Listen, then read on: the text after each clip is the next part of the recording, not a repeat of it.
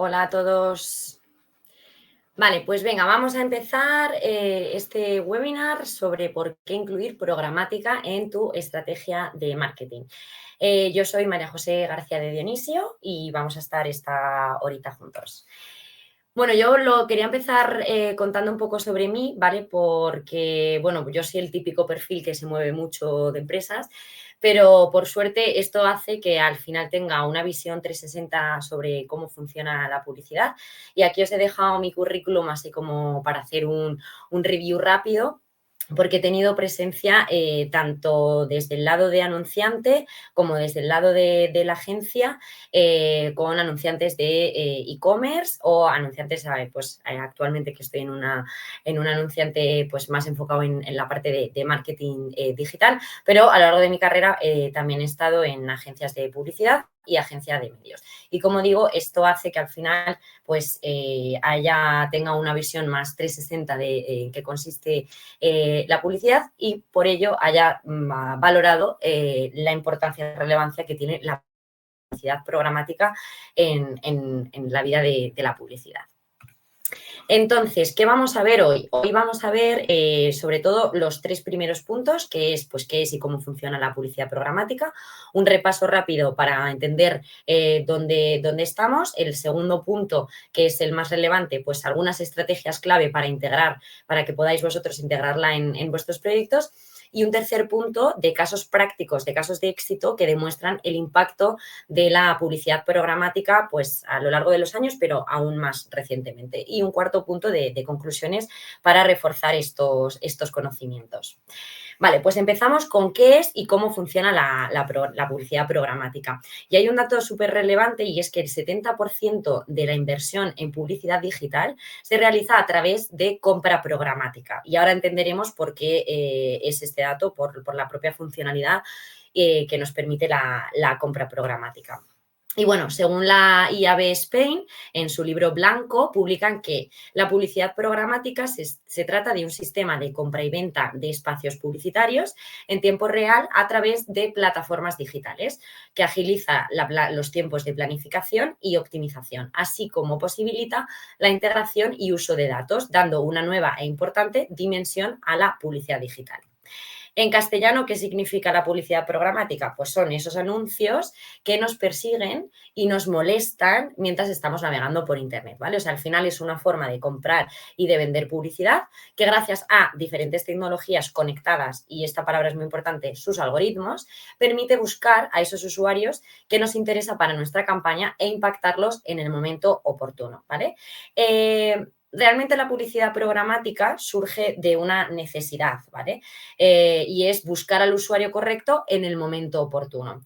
Quien haya planificado campañas en digital hace unos años, la publicidad era fija, igual que ocurría con las campañas de televisión. Es decir, yo tenía un spot, yo tenía un banner, yo negociaba, en el caso de digital, pues por ejemplo, un brand day, en un espacio, voy a dar nombres para que así lo visualicéis, ¿vale? Pero pues no sé, en elpaís.com, por ejemplo, y yo negociaba ese espacio. Entonces, yo tenía que esperar a que el usuario llegara a la web para que el usuario lo viera. Lo mismo con la televisión. O sea, yo antes planificaba un spot de televisión, se emitía en las diferentes cadenas y a posteriori yo calculaba cuántos impactos había tenido mi campaña. Pero ahora, con la publicidad programática, es completamente diferente. O sea, es lo opuesto. Ahora lo que hacemos es buscar al usuario por los sites donde está navegando, ¿vale? Es el cambio principal y lo que nos aporta la publicidad programática.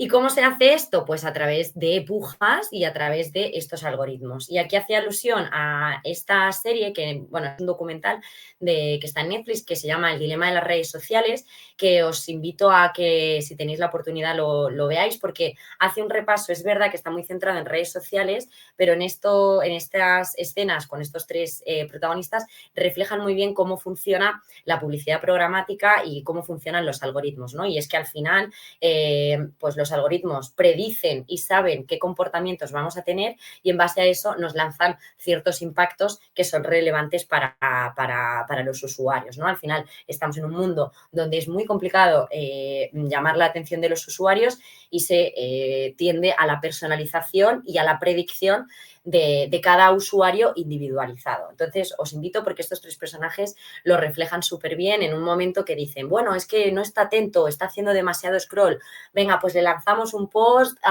nostálgico y presionan el botón, fenomenal, hemos hecho a la puja a 0,1. Revisadlo porque está muy interesante. Y ahora sí, veamos cuáles son los protagonistas de la publicidad programática. Y tenemos al usuario, que es el principal protagonista. Después tenemos al anunciante, tenemos a las agencias de marketing que trabajan para estos anunciantes y tenemos las webs o espacios publicitarios donde impactar, donde imprimir estos anuncios, ¿no? Entonces, el usuario es el objetivo, el anunciante y a través de las agencias de marketing compran impresiones y en las webs venden el inventario, ¿vale? Estos términos serán importantes ahora a lo largo del discurso. Y todo esto se hace, como decíamos, en pujas en tiempo real, ¿vale? Vale, este es el ecosistema de la publicidad programática, que a mí me costó tiempo entenderlo, pero que en realidad es súper sencillo. O sea, el proceso se inicia cuando a los usuarios les surge una necesidad de conectarse a Internet para consumir contenidos, pues leer noticias o realizar una búsqueda de un producto o ver un vídeo. Entonces, al empezar la navegación, este usuario irá generando espacios publicitarios por donde esté navegando. Estos espacios publicitarios en un primer momento serán huecos, ¿vale? Estarán vacíos, pero saldrán a subastas a través del sistema que se llama el SSP. Este proceso, que se realiza en milésimas de segundos, permite al usuario recibir un anuncio ocupando el espacio en blanco sin percibir todo lo que se ha generado. Es decir, mientras que el usuario abre la web, ha ocurrido todo esto detrás sin que el usuario se haya dado cuenta.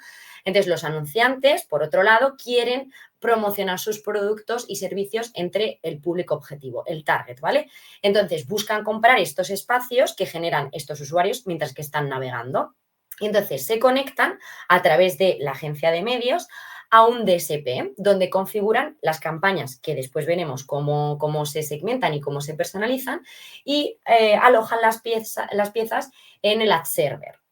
De este modo, el proceso de compra programática se inicia simultáneamente desde el lado del usuario que está navegando y el lado del anunciante que quiere anunciar, quiere imprimir sus anuncios dentro de estos huecos, ¿vale? Entonces, los anunciantes compran espacios publicitarios a través de los DSPs y los publishers venden estos inventarios.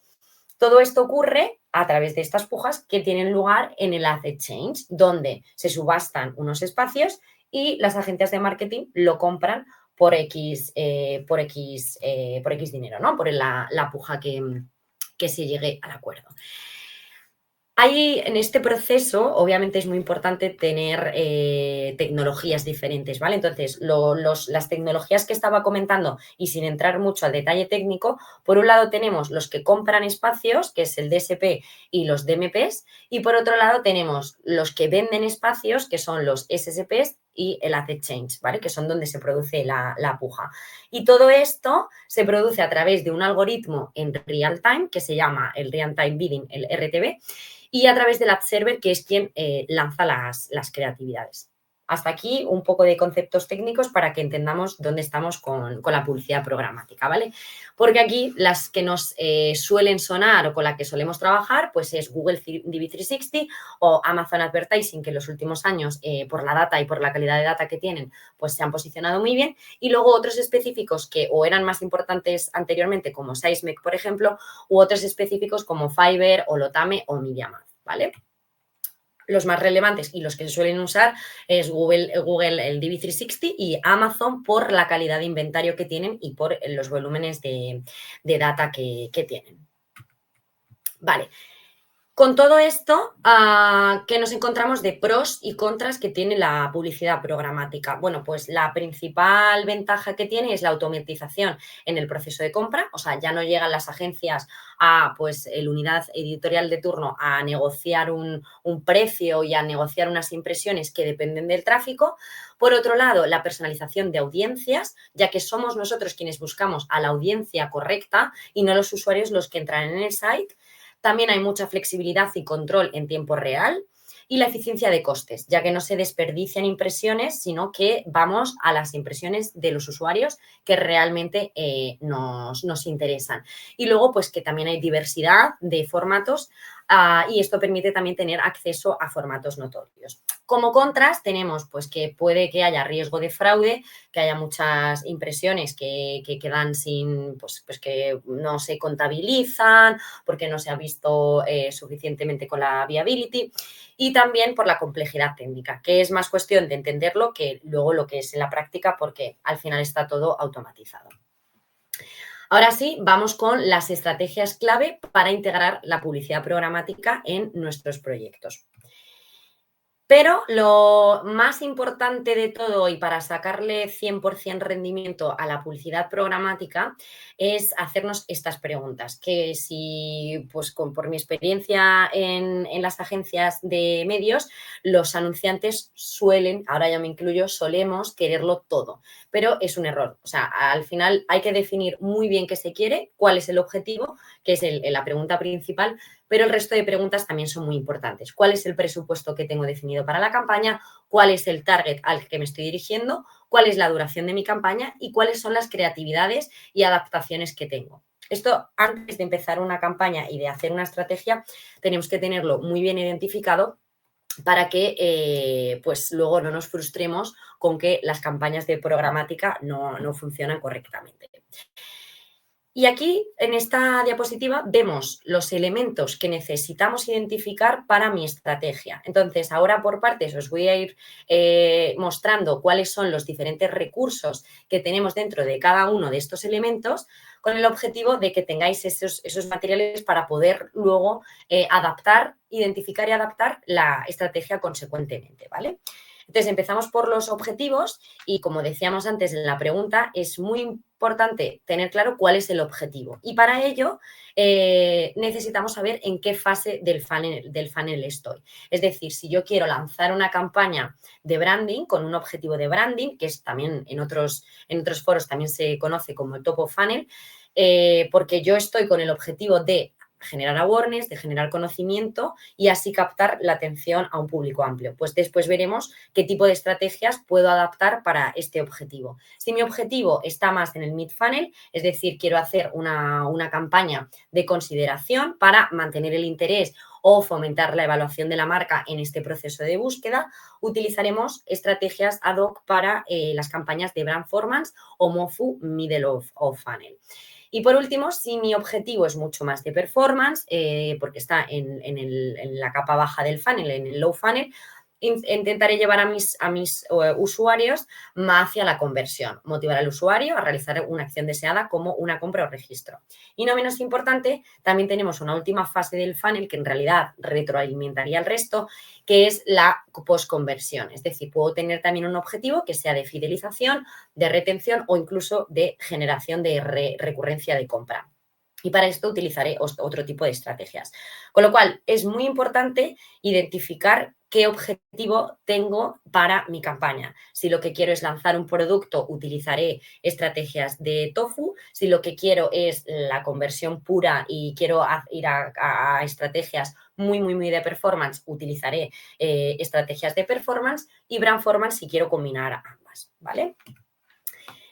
Entonces, para definir estos objetivos, aquí os he puesto una tabla que puede ayudarnos a identificar en qué momento estamos o cuál es el propósito de la campaña y así empezar a hablar ya de términos que puedan ayudarnos a elaborar la estrategia, ¿vale? Entonces, si quiero hacer campañas de tofu, la definición de este objetivo para tener claro que este es el objetivo que quiero conseguir o generar notoriedad y maximizar cobertura a través de formatos notorios que permitan llegar a nuestro target. El objetivo de marketing y lo que tenemos que visualizar para luego optimizar es la cobertura en impresiones, en el target son las impresiones o las visualizaciones. Los tipos de campaña que hablamos en estas fases de funnel suelen ser de prospecting, ¿vale? El prospecting es buscar a usuarios nuevos.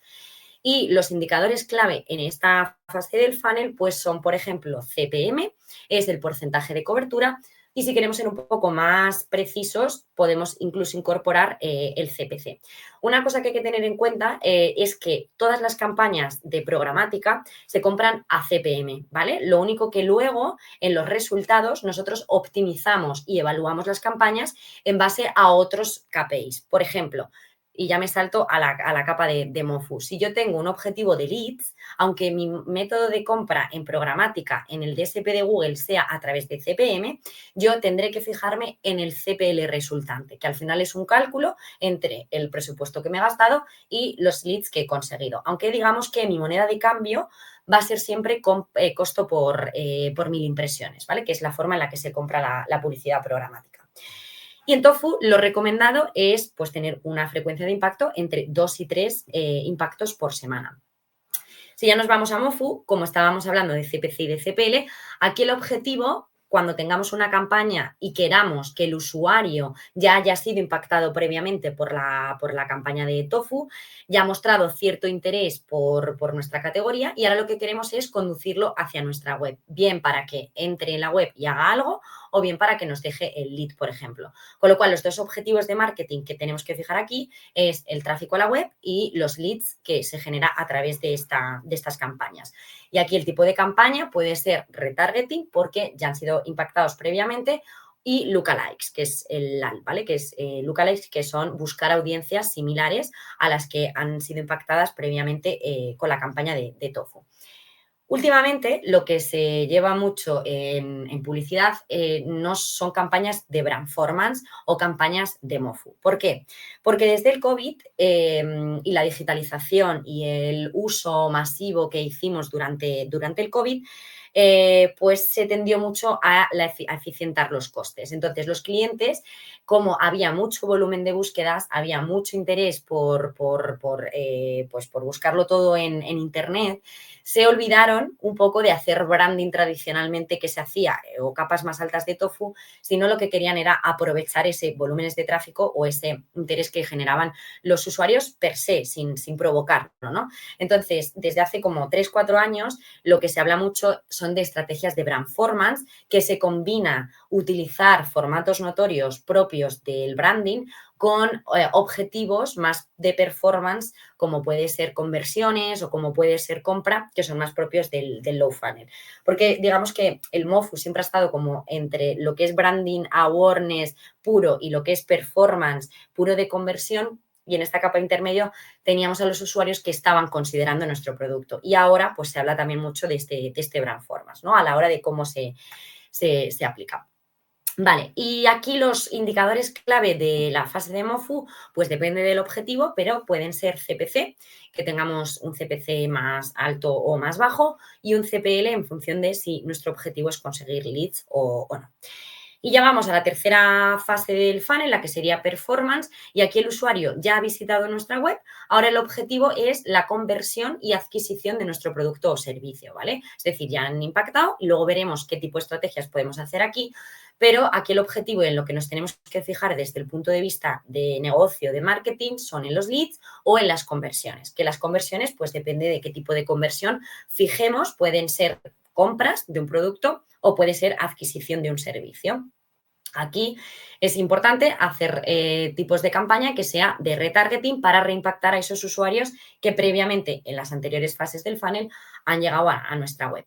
Aquí los indicadores claves son el CPA y el ROAS, el CPA que es coste por adquisición y el ROAS que es el retorno que tengo a nivel de adquisiciones, a nivel de productos que compro o a nivel de cesta total que tengo respecto al presupuesto que he gastado. Y como veis, aquí la frecuencia ya se amplía respecto a las campañas que podemos tener en programática con el awareness o con la capa Tofu. Y por último, tenemos este tipo de campañas que no siempre se realizan, pero que también son útiles, sobre todo ahora en el contexto que tenemos digital, y es que una vez que ya el usuario es cliente y pues nos interesa volver a reimpactarlo, pues para construir recurrencia en compra o si queremos transmitir algún programa de fidelización. Aquí el objetivo principalmente son conversiones, el tipo de campaña, pues los indicadores es engagement, pero a nivel también indicadores marketingianos, a nivel también de indicadores de negocio, puede ser el CPA y el ROAS, que obviamente estas campañas serán mucho más baratas porque no estamos hablando de captación de nuevos clientes, sino de retención de los que ya tenemos. Y depende del objetivo, pues también pueden ser entre 3 y 6 semanas, que al final son campañas un poco más de performance, ¿vale? Entonces, esto sería, digamos, como la guía para identificar cuál es mi objetivo respecto al tipo de campaña que yo quiero lanzar, ¿vale? Vale, vamos con las audiencias y las segmentaciones, porque esto es el segundo elemento que nos permite personalizar en las campañas de programática. Y aquí, esto son los tipos de deals que podemos hacer a través de los DSPs. ¿Qué es un deal? Al final, un deal es la forma en la que yo voy a acceder al tipo de inventario que está disponible en ese DSP. Es decir, dependiendo de qué tipo de deal yo acuerde con X publishers, tendré acceso a un tipo de inventario. Y aquí hablamos tanto de sites como también de audiencias, ¿vale? Podría acceder a un tipo de sites, que después veremos qué tipo de sites hay, y a un tipo de audiencias. Y esto está ordenado de más a menor, de mayor a menor. ¿En qué sentido? De calidad y de precio. Es decir, el tipo de deal más caro y más premium es el de programática garantizada. El modelo de compra es un CPM fijo y es un tipo de inventario reservado y el número de participantes es un comprador. Esto se asemejaría al tipo de compra que había anteriormente de manera directa, es decir, que una agencia de marketing negocia un CPM con prisa.com, bueno, con elpaís.es y permite acceder a ese inventario de manera exclusiva durante un tiempo. Después tenemos audiencia garantizada, que te garantizan, bueno, es también a CPM fijo y está reservada con data, es decir, que no voy a aparecer en todos los espacios que tiene ese soporte, pero sí me garantizan que voy a tener acceso exclusivo a esa data que tiene ese publisher. Y luego tenemos acuerdo preferente, que es un CPM fijo o por puja, no está reservado, pero sí que tiene cierta preferencia si esto se acuerda previamente. Después tenemos una subasta privada, que al final es, en lugar de hablar directamente con el soporte, pues la agencia de marketing y el soporte dicen, genial, nos hablamos a través del DSP, conecta tu DSP a mi SSP y aquí hacemos nosotros la subasta. Y luego está lo que se utiliza en la mayoría de los casos, que es el mercado abierto, que es el open, que al final lo que se hace es, aquí realmente es la publicidad programática como la conocemos al uso, ¿no? Que es por puja, con un precio suelo y un precio objetivo. Es decir, se marca un precio base y en base a eso, dependiendo del número de anunciantes que haya, agencias que esté empujando por esos espacios, se establece esa puja y quien gane la puja por coste de CPM es quien aparece, o sea, el anunciante que gane esa puja aparece su anuncio en esos espacios. Aquí tampoco está reservado y hay múltiples compradores, ¿vale? Esto es importante porque dependiendo del tipo de objetivo que tengamos y de estrategia, utilizaremos uno u otro. Por ejemplo, si tenemos una campaña muy definida, que después veremos en el caso de Urso, y ya hago spoiler, tenemos una campaña muy definida con un target y un tipo de sites, puedo utilizar una compra programática garantizada que, aunque sea más cara, me va a garantizar cierta calidad y ciertos sitios premium para el objetivo que tengo, ¿vale? Y si no, pues con mercado abierto, donde ahí está pues varios, pues todos los anunciantes con todos los publishers y ahí se genera ese mercado de subastas que veíamos anteriormente en el DSP y en el SSP. Vale, ahora sí, esto para que tuvieseis claro qué tipo de audiencias, aunque estaba mezclado con tipo de sites, podemos tener acceso a través de la compra programática. Y ahora vamos con las audiencias a las que yo tengo acceso cuando hago las compras programáticas. Esto es muy relevante porque cuando antes se negociaba directamente con el soporte pasaba un perfil demográfico de, pues mis usuarios, mi lector medio tiene una edad media entre 30 y 45 y están interesados en motor.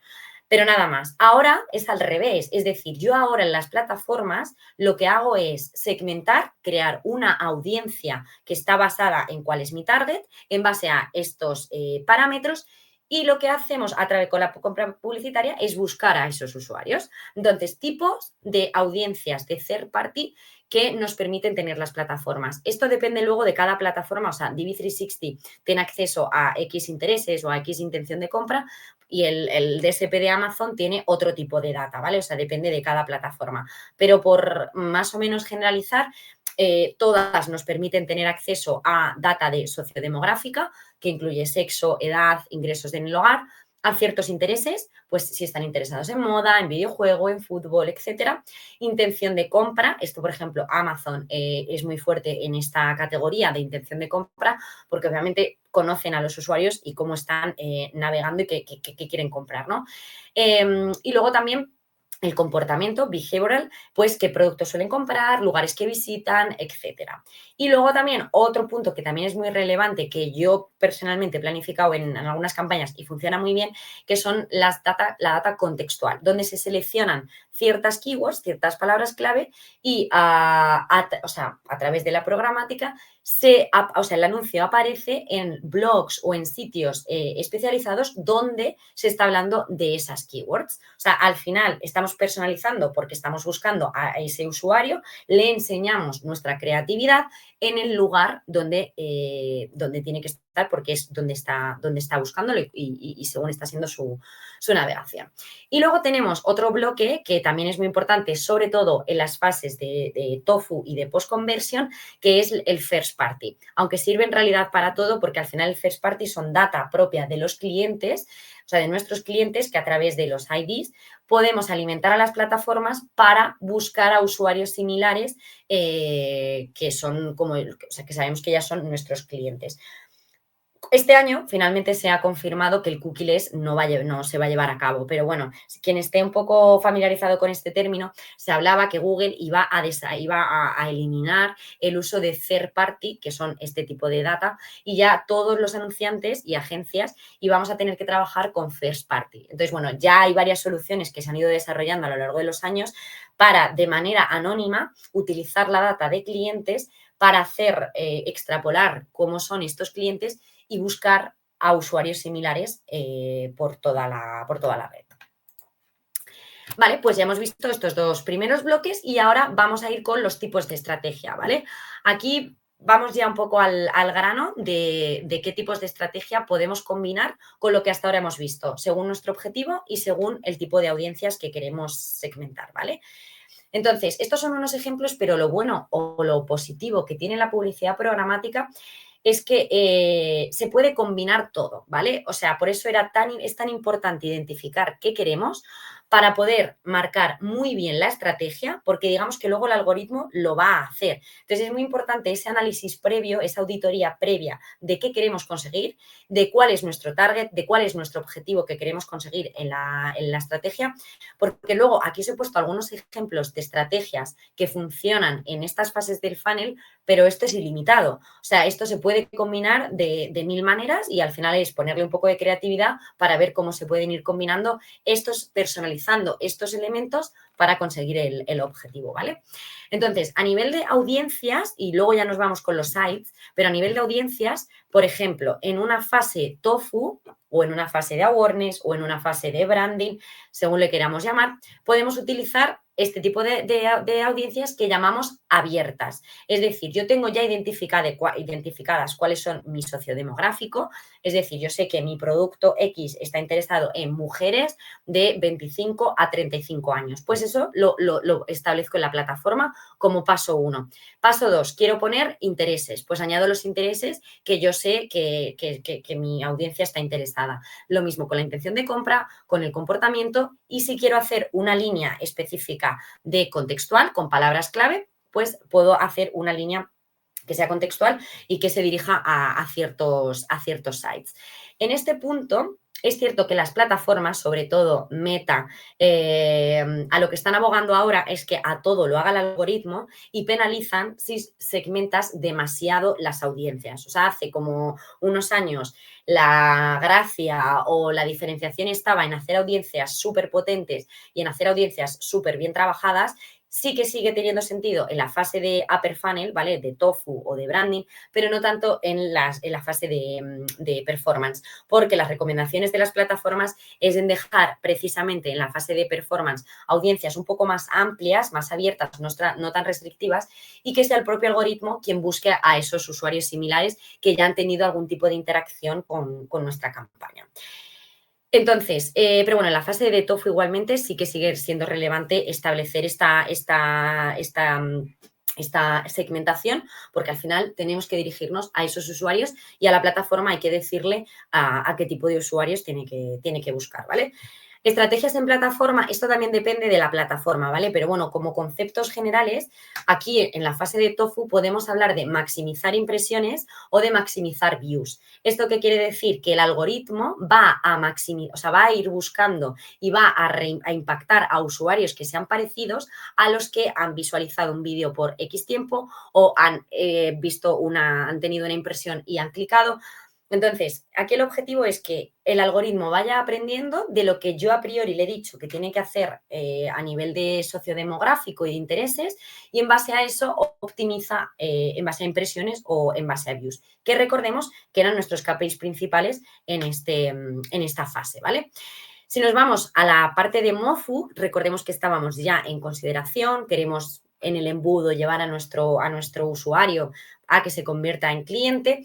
Aquí podemos hacer, por ejemplo, listas de remarketing. Y aquí, como tenemos data nuestra que podemos, o sea, esto al final está conectado pues o bien con Google Analytics o bien con Adobe Target, que son otro tipo de herramientas y tenemos píxeles en nuestras páginas, a través de los píxeles yo sé qué tipo de usuarios están llegando a mi web, ¿vale? Entonces aquí podemos hacer listas de remarketing que son, por ejemplo, usuarios que hayan sido impactados en los 7 días, usuarios que hayan llegado a la home y no hayan interactuado.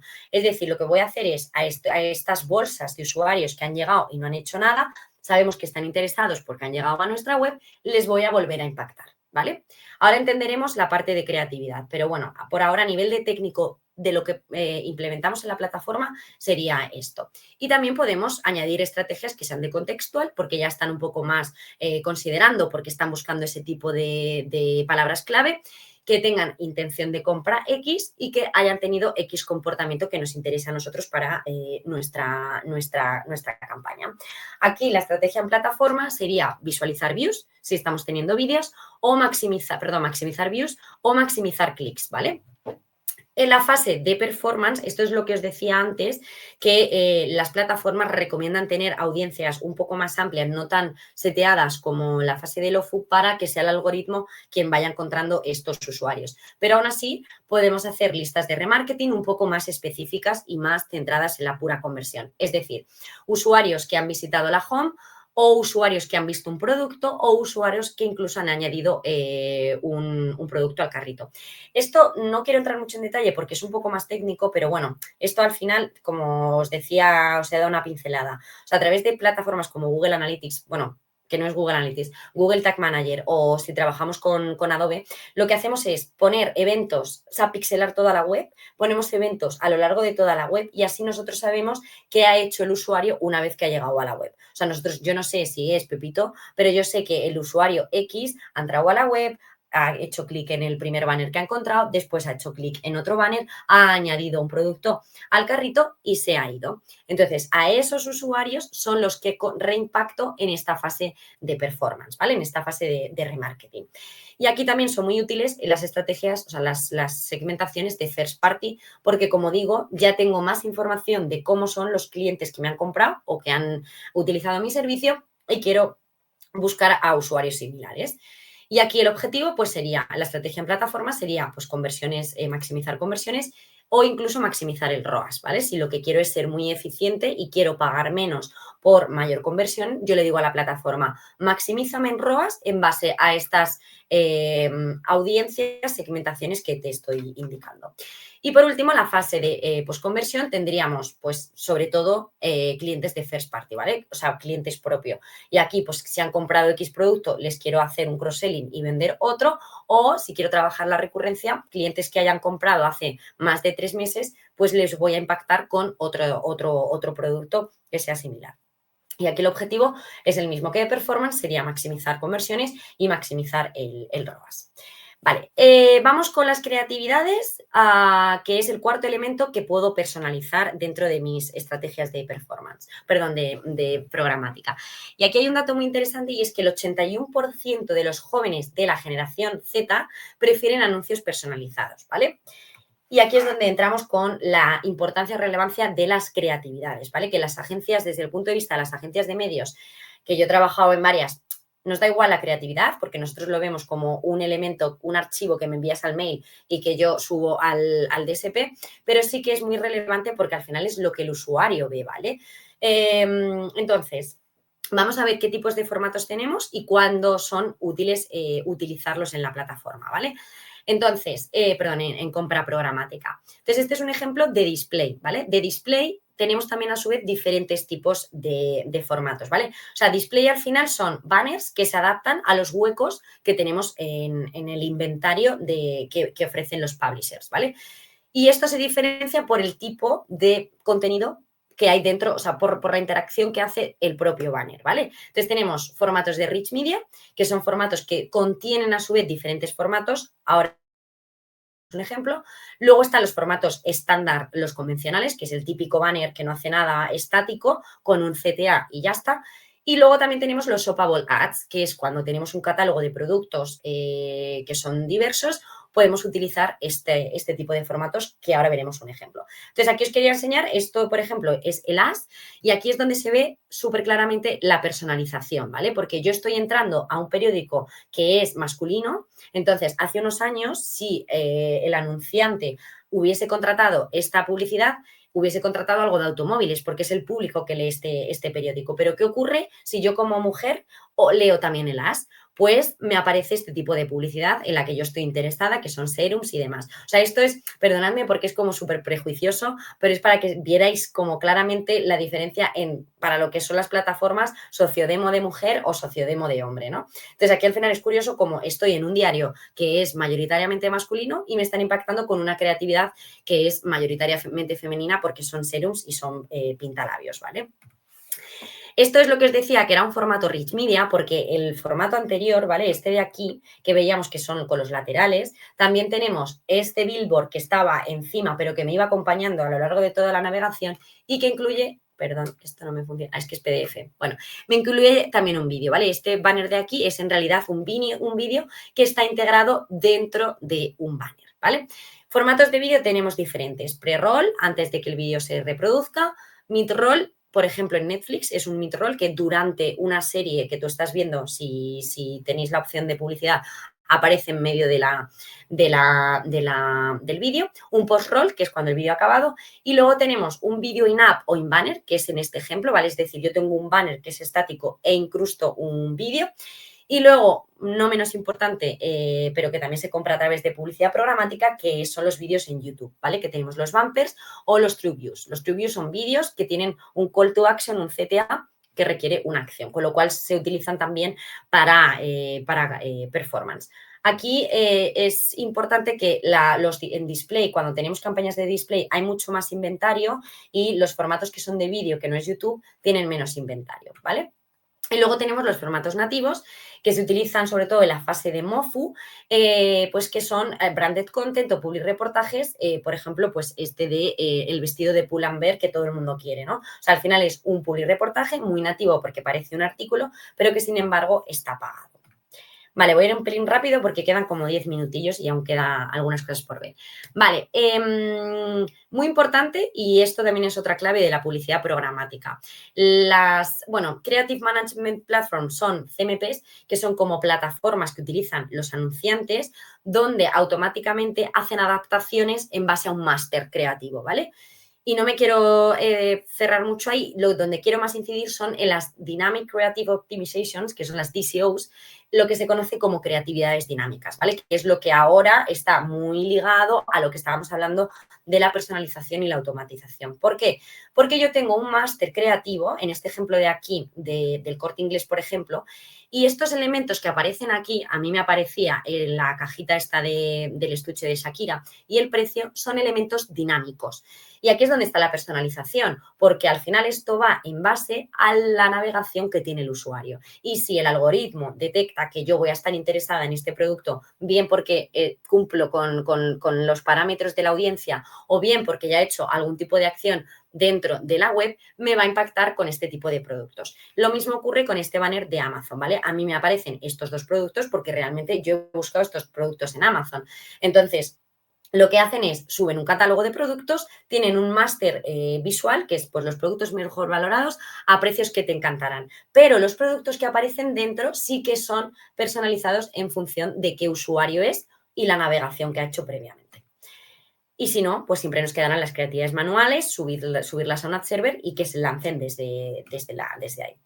Esto voy a pasar rápido, pero lo que quería incidir que ya he dicho, ¿vale? Es muy importante el contenido de la creatividad. Estos son los formatos, es decir, estos son como las templates, las plantillas que podemos utilizar para los huecos disponibles, pero el contenido es muy importante para hacer un contenido relevante.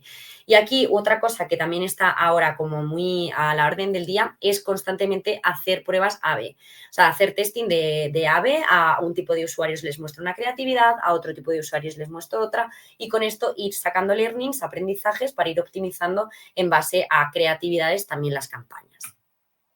Vamos con los sites y aquí vamos rápido, ¿vale? Aquí tenemos dos tipos, bueno, digamos sí, dos tipos de sites a los que yo puedo acceder a través de la publicidad programática. Lo que llamamos los publishers o los soportes, que son los propietarios del contenido, por ejemplo, Unidad Editorial, Mediaset, A3 Media, etcétera, y las redes publicitarias, ¿vale? Que son entidades que representan comercialmente a los publishers y que para explotar publicitariamente el contenido, ¿vale? Y aquí tenemos, por ejemplo, Outbrain o Taboola o Sun Media, que al final lo que hacen es vender el contenido de los publishers. Y estos soportes, o sea, todos estos soportes y publishers los podemos tener en estos dispositivos.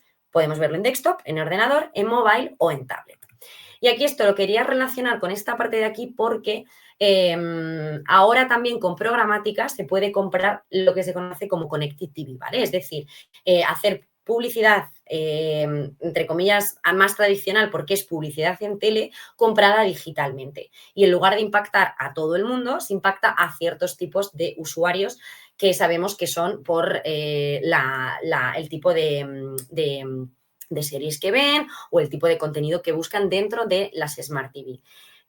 Con lo cual, la Connected TV, que es un formato muy notorio y muy, pues sí, un formato notorio para las campañas de branding, es muy importante porque ya se puede comprar, como digo, por compra programática. Y también otra cosa que se puede comprar es lo que antes se conocía como el exterior, ¿vale? Out of home, ahora se conoce como digital out of home y también se puede comprar a través de programática y así medir los impactos que estoy lanzando, geolocalizar solo para ciertas zonas que tengan esas pantallas y hacer las campañas más segmentadas desde ese punto de vista. Y ahora sí, lo que habíamos visto antes, vamos a añadir a estas dos capas más de personalización, ¿vale? Que es el tipo de deal, es, pues como hablábamos, desde la programática garantizada hasta el open, dependiendo de qué objetivo tengamos, y también el tipo de creatividad. Es decir, si yo tengo una campaña de branding, de awareness y quiero generar notoriedad, utilizaré formatos rich media, que sean pre-roll o que sean audio. ¿Dónde los haré? Pues utilizaré la Connected TV y o utilizaré el Digital Out of Home. Si en cambio tengo un objetivo más de LOFU, una campaña de performance, pues aquí utilizaré, pues por ejemplo, el display de Sopabola Ads y utilizar el Open porque aquí lo que quiero es que me salga barato para maximizar las conversiones y tener más conversiones más baratas, ¿vale? Esto lo paso rápido porque ya lo habíamos visto, era añadir estas dos fases estos dos elementos que ya hemos ido comentando. Y aquí quería añadir 5 errores muy comunes que ocurren en la programática, ¿vale? Que es un poco resumen de lo que estamos hablando. No definir correctamente el objetivo de campaña, con lo cual damos por resultado unos KPIs que son ineficientes. Otro error es comparar con el resto de canales de marketing. Sobre todo me ha ocurrido con clientes que he tenido en las agencias, compararlo con redes sociales o con Google Ads, porque son diferentes fases del funnel. O sea, al final la programática, y esto sí que es una opinión personal, pero la programática sirve más para las capas altas del funnel y no tanto para performance, porque en performance hay otros elementos, o sea, hay otros canales que igual ayudan más, como puede ser Google Ads. Pero al final, para generar tráfico y para generar que esos usuarios nos busquen en Google a través del search, necesitamos generar esa intención y eso se utiliza a través de programática. Entonces, ocurre que si se compara, por ejemplo, el CPA de programática con el CPA de SEM, pues no son comparables, obviamente, porque uno tiene una intención de compra súper clara, te está buscando la marca o está buscando palabras genéricas relacionadas con tu marca, mientras que el otro, con programática, estamos enseñando el producto para que precisamente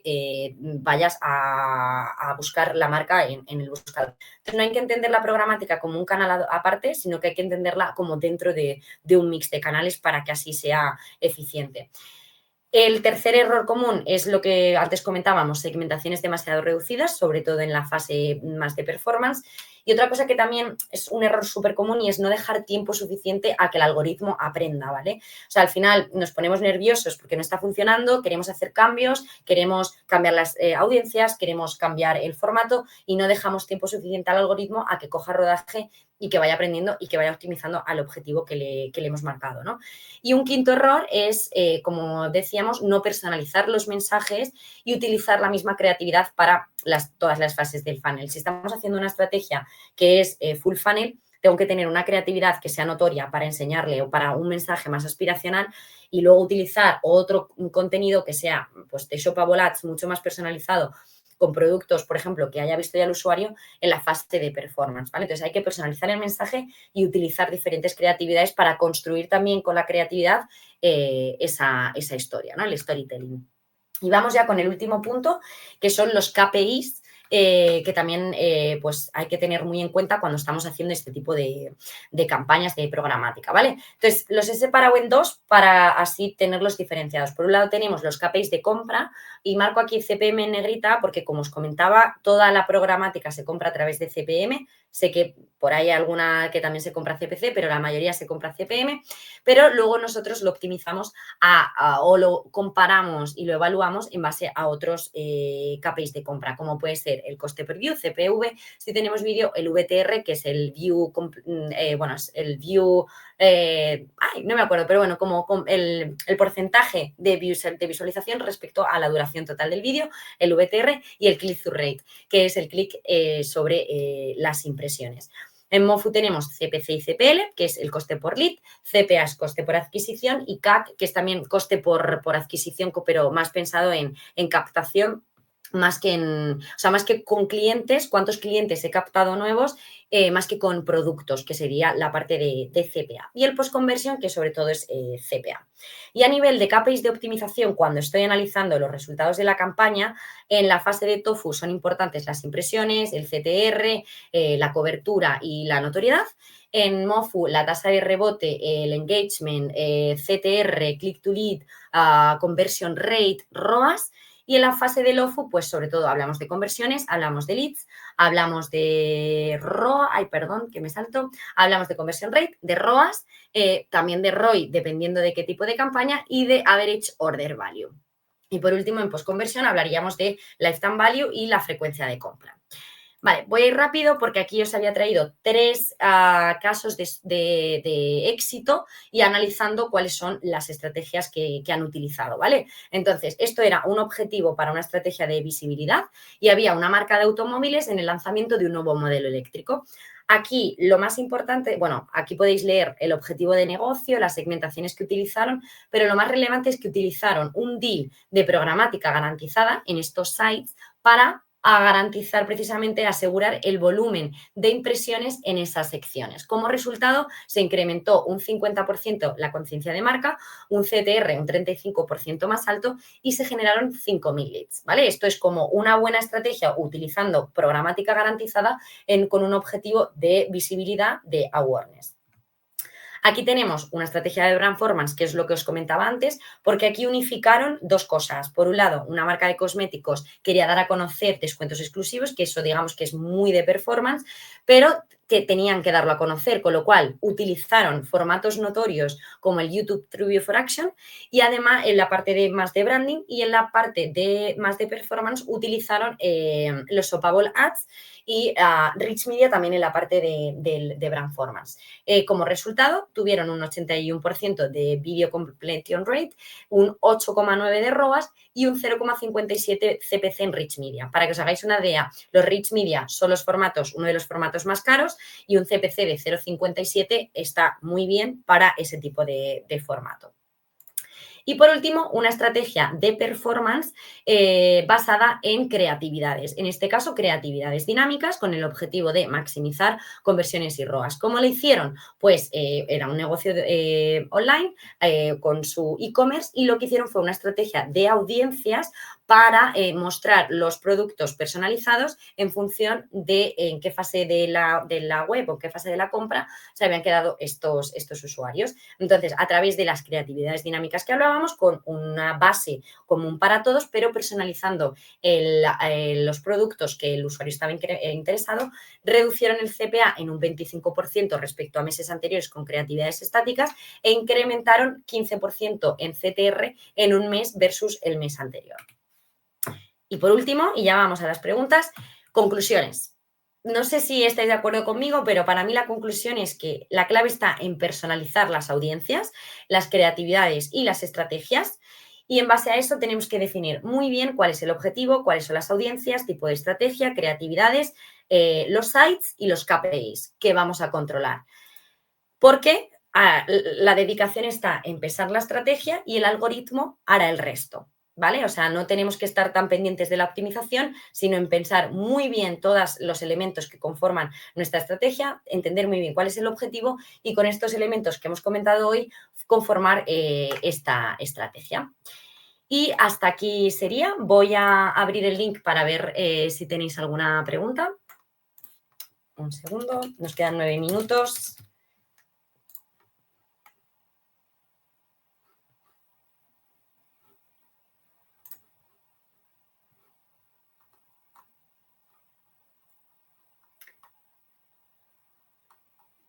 Vale, voy a ir leyendo.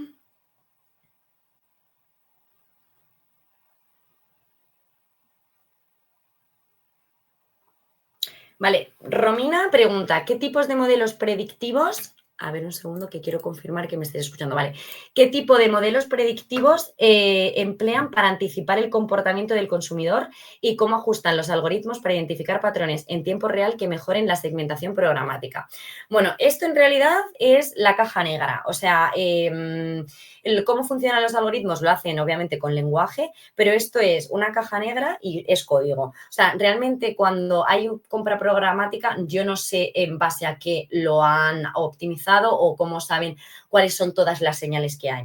Esto jamás lo habré dicho, pero es cierto que cuando, por ejemplo, nos dejamos el micrófono abierto, esto que es un bulo, oficialmente esto no está confirmado que es así, o sea, yo no puedo comprar una campaña específicamente de ciertas keywords que está diciendo el usuario, pero son esas señales que utilizan los algoritmos para mejorar y para conocer al usuario. Entonces, en el momento que aceptamos que una aplicación acceda a nuestro micrófono, obviamente nos están escuchando y eso son las señales que utilizan luego las diferentes plataformas, ya sea Meta, ya sea Google o ya sea Amazon, para personalizar esto. Entonces, al final son modelos predictivos con toda la data que tienen de nosotros, que no es solo pues a nivel de, bueno, pues de cookies y de nuestra estrategia, y luego hay una capa que es de caja negra, que no se sabe qué es pues lo que utilizan las plataformas. Vale, Sara pregunta, para la venta de un curso de marketing o community manager, ¿qué estrategia de visibilidad sería mejor? Pues vale, esto es, o sea, lo primero que tienes que analizar es cuál es tu objetivo. O sea, es un curso, con lo cual es de community manager o de marketing, con lo cual nuestro objetivo es que sean leads, ¿vale? Aquí el KPI principal es que van a ser leads. Entonces, tenemos que empezar, porque si es un curso de marketing nuevo y es o de community manager, necesitamos Primero de todo, identificar cuál es el objetivo, qué queremos conseguir con esto. Si podemos identificar un KPI cuantitativo, mucho mejor. Por ejemplo, queremos hacer 1000 leads, ¿vale? O tener 1000 leads que se conviertan en 500 plazas, por ejemplo. Entonces ya tenemos el objetivo, que queremos leads. Segundo, lo tenemos cuantificado. Y tercero, vamos a identificar cuál es nuestra audiencia. Entonces, vamos a estudiar qué hace la competencia, qué tipo de comunicaciones hace y en base a eso determinamos cuál es nuestra audiencia. Cuarto punto, vamos a ver qué tipo de creatividades voy a necesitar y si quiero hacer una estrategia que sea full funnel en el tiempo. Otra pregunta que teníamos antes que a considerar.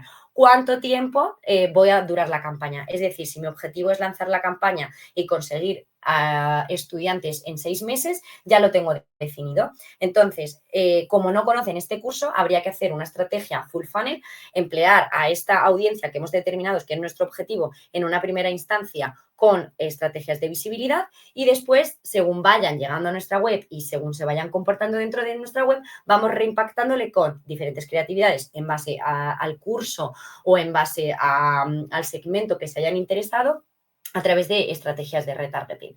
Pero eso, primero sería identificar muy bien qué queremos conseguir, cuál es nuestro KPI, cuál es el KPI cuantitativo, qué tipo de creatividades tenemos, si lo podemos hacer de manera automática o si tenemos creatividades manuales y cuál es nuestra audiencia y el tiempo que va a durar la campaña. Elena Molina, si tengo un presupuesto bajo y un producto nuevo, ¿recomendarías invertir en la parte más alta de funnel o en la baja? ¿Qué priorizarías? Bueno, esta es muy buena pregunta porque es lo que pues, ocurre ahora con los clientes que están llegando al mundo de la publicidad, que tienen poco presupuesto, queremos eficientar a topes los costes, pero no queremos invertir en formatos más notorios o en deals que sean más caros y que al final nos ayudan a generar notoriedad.